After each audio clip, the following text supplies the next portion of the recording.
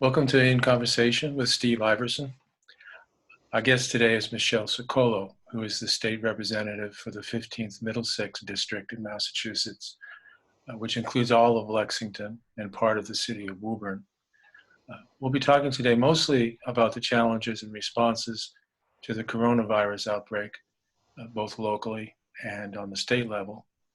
And I'd like to thank you for taking the time to talk today, Michelle. My pleasure. It's good to see you. Enormous changes. Seems like almost everything has changed very quickly in our day-to-day life. Is that your experience? Absolutely. It's completely surreal and hard to understand exactly what we're going through. And it's certainly a frightening time for folks, filled with a lot of anxiety.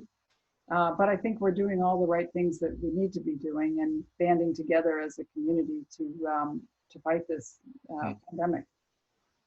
And it's affected you and your own work personally. You're working remotely now rather than going into the State House, I believe. I suppose that's true of all of the representatives? For the most part, yes. We are asked to stay home and do our work remotely. So we're getting used to this new tool, Zoom, and other video conferencing and conference call features. It's amazing. We are actually busier, I think, than we are when we were in the building, because we can schedule our meetings one after another without any time in between. You don't even have to move from one office to the next. But yes, we're home. There are some reps that are in the building that have to be there to conduct informal sessions, and still some very limited meetings happening where absolutely necessary, but most of us are home. Mm-hmm. And we are, in fact, using Zoom rather than meeting in the Lex Media studio, which we did once before. So we're going to hope that this ends up looking good and going well. It's an experiment.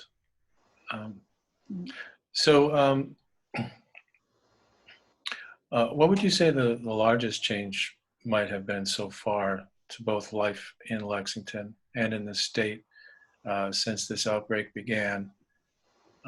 Anything in particular come to mind? There's so many of them, really. The streets are much quieter. So, the transportation is almost non-existent. People are not going into the city, so there's no congestion.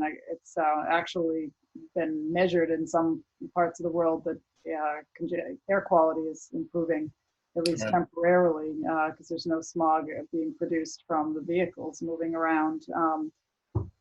That is certainly one of the things you see when you walk outside now is the volume of cars in the street has gone down. That's the visible change.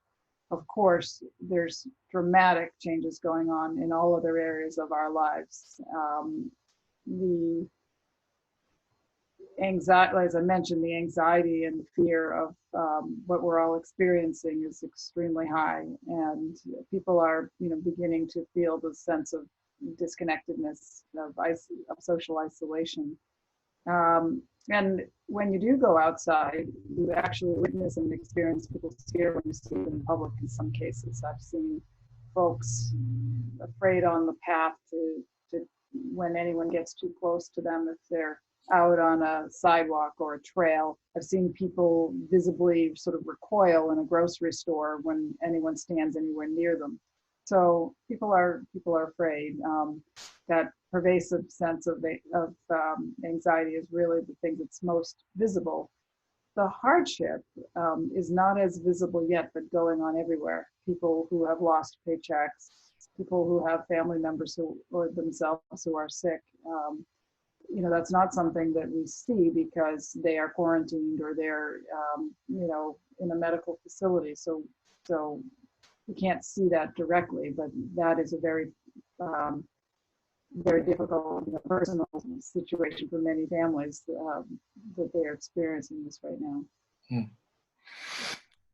And people are under advisement, at least, to stay home as much as possible. And many of the small businesses that are not considered non-essential are closed. As the representative for the town, Any thoughts about the economic impact in Lexington of all these businesses being closed now, and how we might manage it and recover from it when things get better? Right. There's no question it's going to hit our small businesses the hardest economically, much more so than our larger companies that may be able to carry on their work remotely. But our restaurants and our retail shops, the things that we prize and hold dear in Lexington Center especially, are being very hard hit. They are doing some very creative and innovative things to have deliveries of products and curbside delivery directly to your car to try to keep having some kind of commerce continue. I did have a conference call with the Lexington Retailers Association last week, and we were talking about the many different difficulties they're facing, whether it was meeting payroll or getting inventory or having a lack of sales. And it's certain that this will hit them the hardest. I'm very, very encouraged by some of the really interesting programs coming out of the CARES Act, which was passed by Congress on Friday. Mm-hmm. So in Massachusetts, we put some money immediately into a small business assistance program, but it was depleted almost overnight. There was so much demand for the $10 million initial money that we put into a small business assistance fund.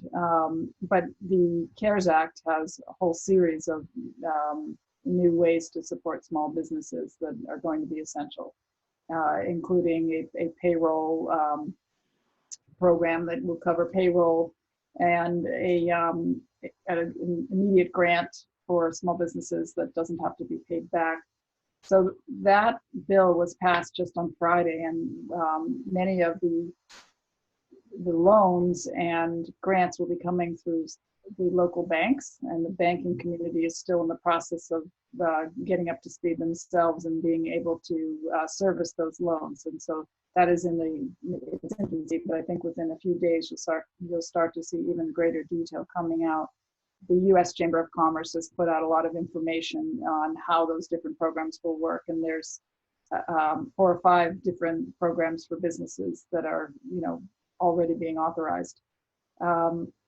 Also, last week I was on a conference call with Congresswoman Catherine Clark, and she was saying that she is fairly certain that the most recent bill that was passed Friday, which would sort of be considered the third major piece of legislation out of Washington in response to COVID, she said that won't be their last. She was sure there'd be another bill that would address economic recovery.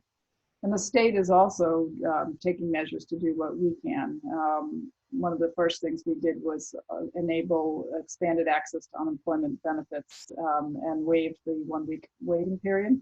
Mm-hmm. That was sort of an immediate action so people could begin to get unemployment benefits. The other important thing for small business is that if you're a sole proprietor, if you're self-employed, if you're a 1099 contractor employee, under a contractual relationship, you'll be able to get access to unemployment assistance, which is completely new. That's not the way the unemployment program used to work. So you usually have to be an employee, an actual employee, I believe, don't you? Right. Yeah. Those regulations are coming out probably in a week. So if you're in one of those categories, you won't get a lot of information today, but within about a week, you'll start to see detail on how you can access support through unemployment. And you mentioned the small business support that will be available. Do you have any information right now about how people would apply for that, where they would go to start that? Yes. Definitely, you go to the Small Business Administration, and it's called the EDIL program initially, the Economic Development. I'm trying to remember what the acronym stands for. That's okay. That's okay. I'll have to come up I think you have a lot on your mind these days. But what was the acronym again? IDEL? EDIL. I'll check. Okay. And ask me again later on in the program. I bet we can find it and insert it Can on the screen? certainly put it on the screen. Yeah. But the important thing is there's a number of different programs, but the portal that they want people to access is through that first grant program. So there's a paycheck protection program. There's which is a really interesting one that is has some loan forgiveness in it.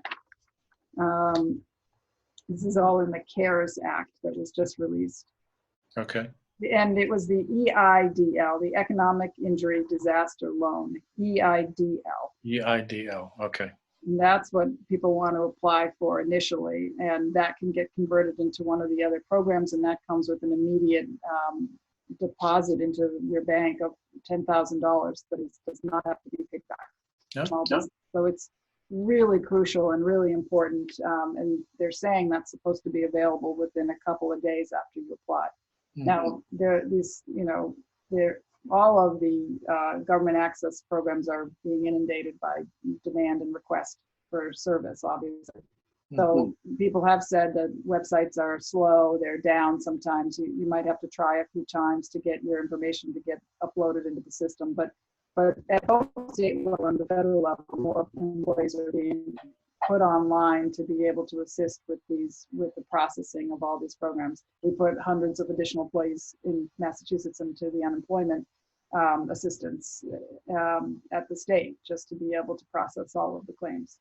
I imagine there's a lot of efforts to make things happen as quickly as possible. People have needs immediately.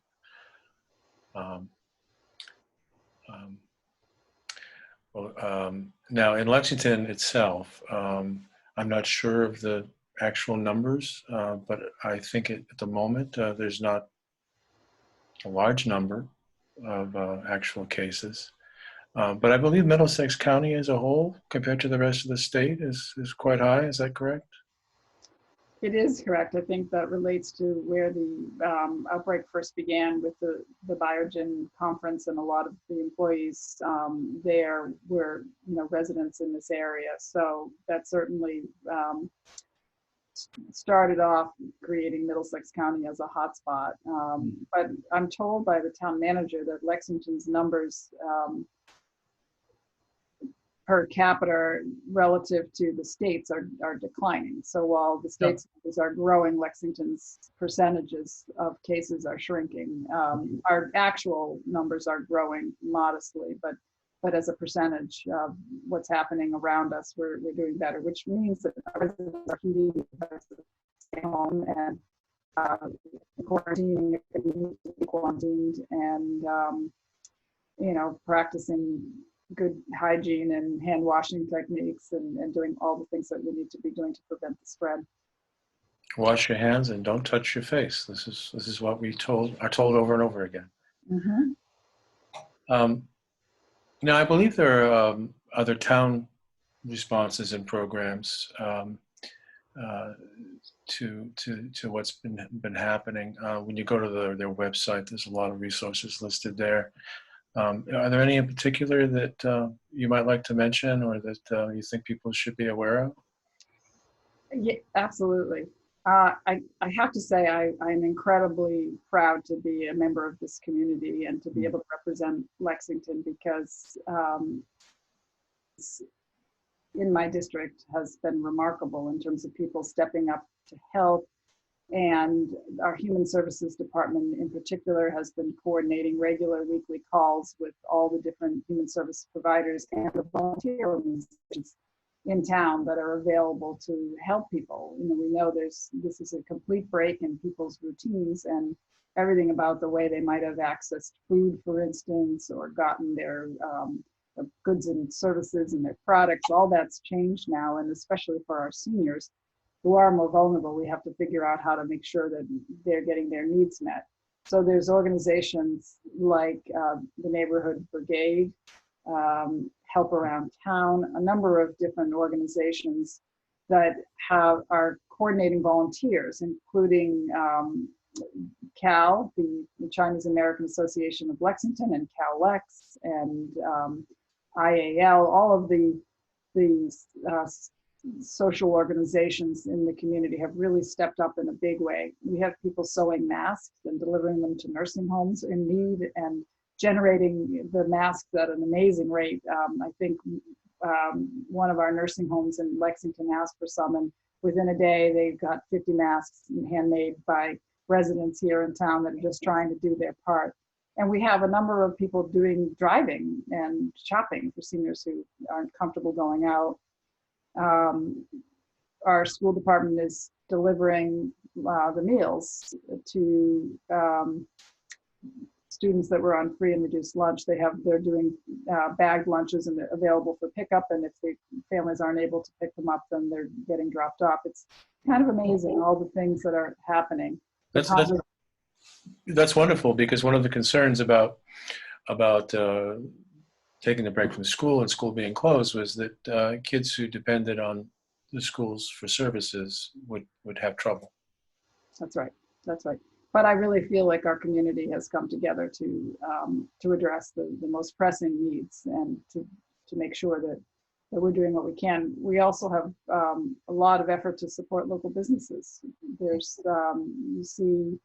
whether you see it on people's websites or their Facebook pages or their advice that they're giving through their various social media, newsletters, all these things. Everybody's trying to ensure that we don't get stay strong and be together. Right. Any other town resources that come to mind? We mentioned human services and the volunteer organizations that you just mentioned. We just mentioned the schools, which are actually sort of closed at the moment. Although there was recently an announcement that there's a new initiative, an alternative to the regular education schedule, where there'll be suggested assignments and people will work from home, and they won't necessarily be graded, but it will be a time for kids to remain engaged if they can. Anything else come to mind about the town's response or resources or things that people should be aware of? Well, I'll just say, I did speak yesterday with the superintendent, and they now have a whole remote learning plan that they developed collaboratively with all of the teachers and administrators and parent organizations giving input into the plan so that they can essentially keep quality learning going for the long term.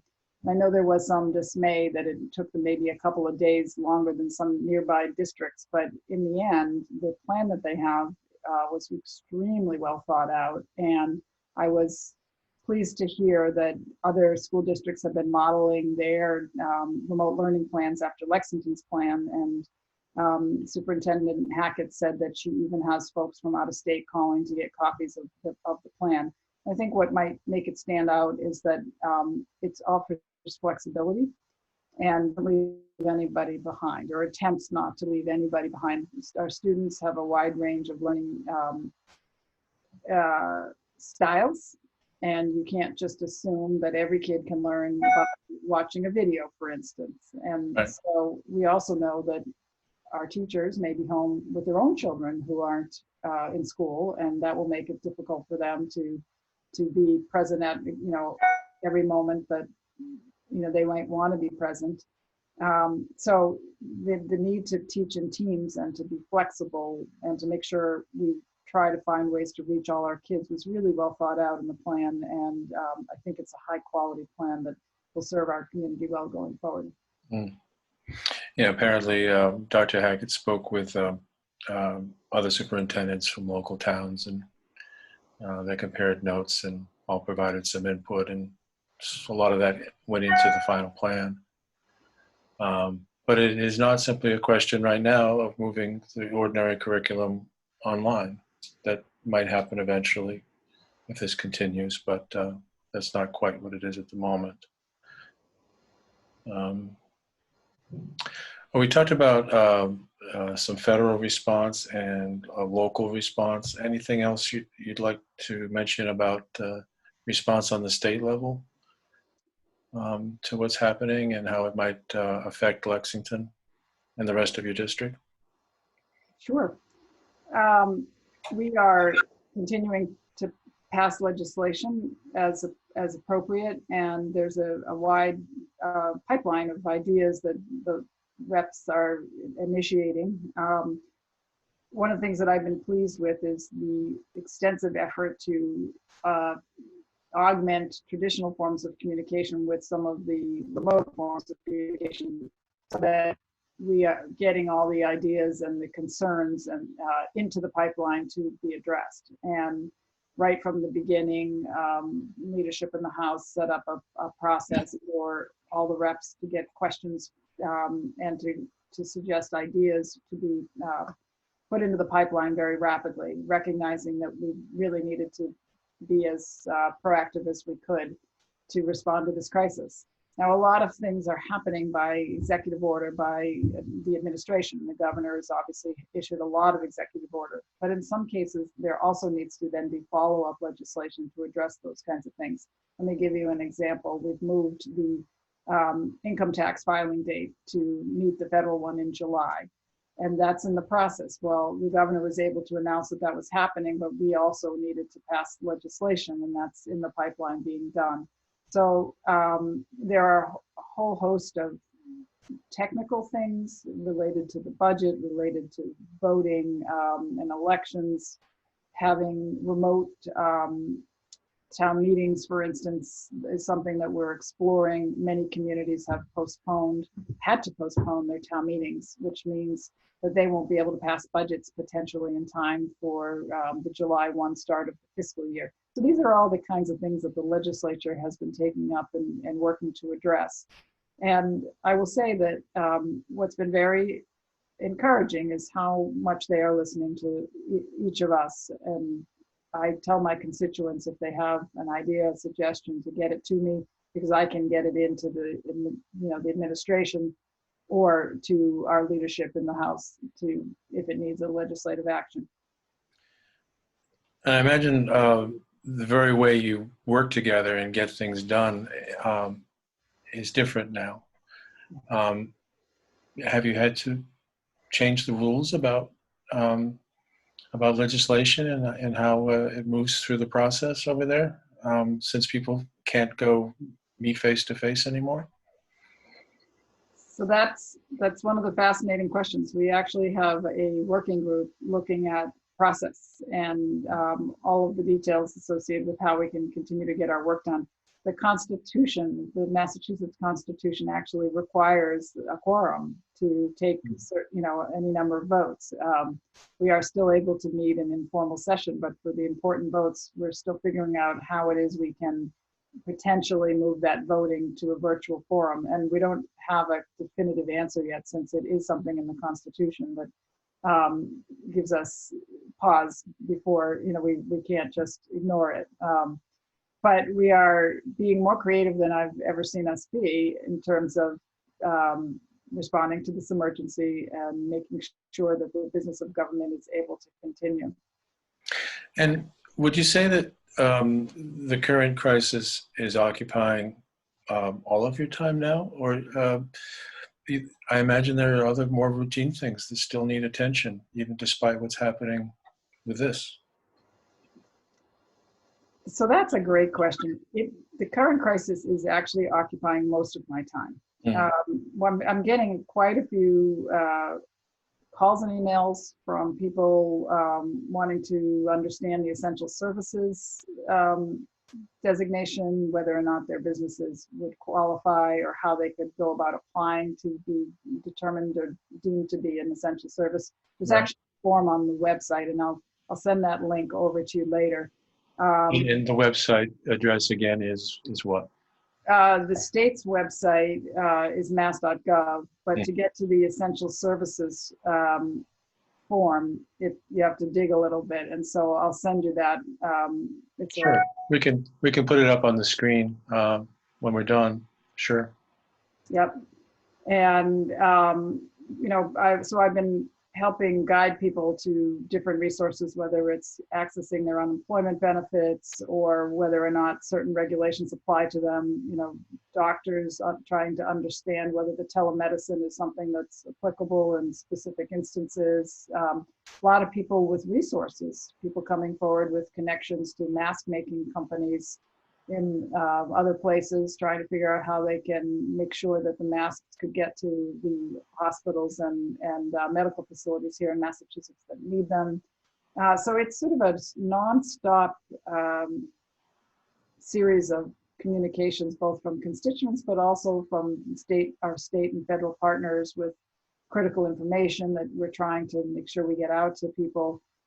We put out a very detailed newsletter just last week, and it was chock full of guidance and direction and information. And already it feels like that, you know, I need to send out another one with a whole slew of additional information. So yes, I would say that crisis is taking up the majority of my time. As legislators, one of the most important things we can do is communicate to our district, to our constituents, and to listen to their needs and make sure their voices are heard on Beacon Hill. And so it's a two-way system of communications that is really critical, and that's what I'm spending most of my time doing right now. Communicating with constituents. And with leadership, with, you know, DPH, with elder affairs. You know, there's state agencies that that we're connecting with and that we need to connect constituents to. So that's what's happening. Any thoughts? I'll put you on the spot for a moment. Any thoughts about Governor Baker's responses to this crisis? Have you generally thought he's made all the right choices, or what are your thoughts about that? I think he's doing an excellent job. You know, nobody would want to be in his shoes right now. It's a very difficult situation with tons of demands coming at him all the time. And for the most part, I find he's been very decisive, very clear. He's taken command and taken a lot of administrative actions, which I think has been very helpful. He gives a daily press conference and updates people and has rapidly aligned his staff to respond in this emergency where appropriate. So he's, you know, clearly setting up channels of communication. So I think he's doing what he can do. You know, certainly we've got a lot of feedback before he issued the order to stay at home. Right. And there were people who felt he should have shut things down a little bit sooner, and perhaps that is the case. But I think we can't know the different considerations that this for at the time. I know making sure that essential was access to healthcare, you know, was one of the reasons that kept him perhaps from shutting things down immediately, because without certain things in place, we wouldn't be able to have, you know, emergency response and public safety officials and healthcare personnel, you know, wouldn't be able to report for work if we didn't have some kind of emergency childcare in place. So it's not easy to just shut the whole thing down overnight. Right, right. It's a challenging job. It seems like he's done well.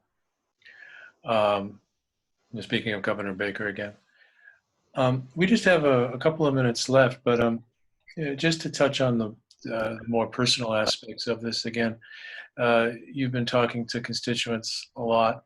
My experience has been that people vary in their response to this between sort of a hope for the best, sort of stoicism, and perhaps at times quite a lot of anxiety, perhaps even panic with some people. What have you been hearing in the way, and when people call you, and the way they speak and what their tone is?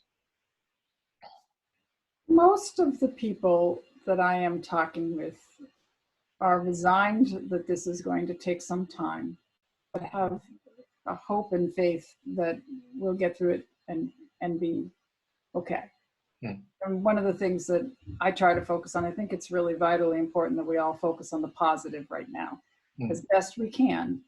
I actually see some amazing progress being made in terms of building new relationships, improving communications, streamlining, in some cases, the efficiency of government, looking at things differently, and taking stock of what matters. I think everybody's realizing during this crisis that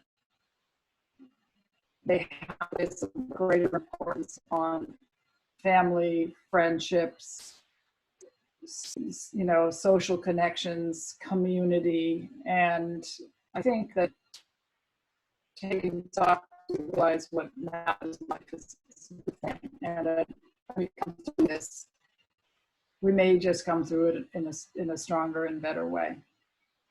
Yeah, yeah, we've learned how to slow down a bit, and we've learned how to sort of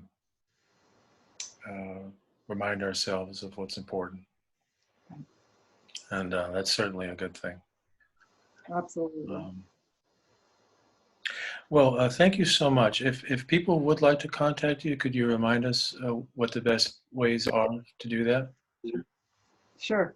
So my email address is michelle.ciccolo@mahouse.gov, and I will spell that for you. It's MICHELLE dot CICCOLO at mahouse.gov.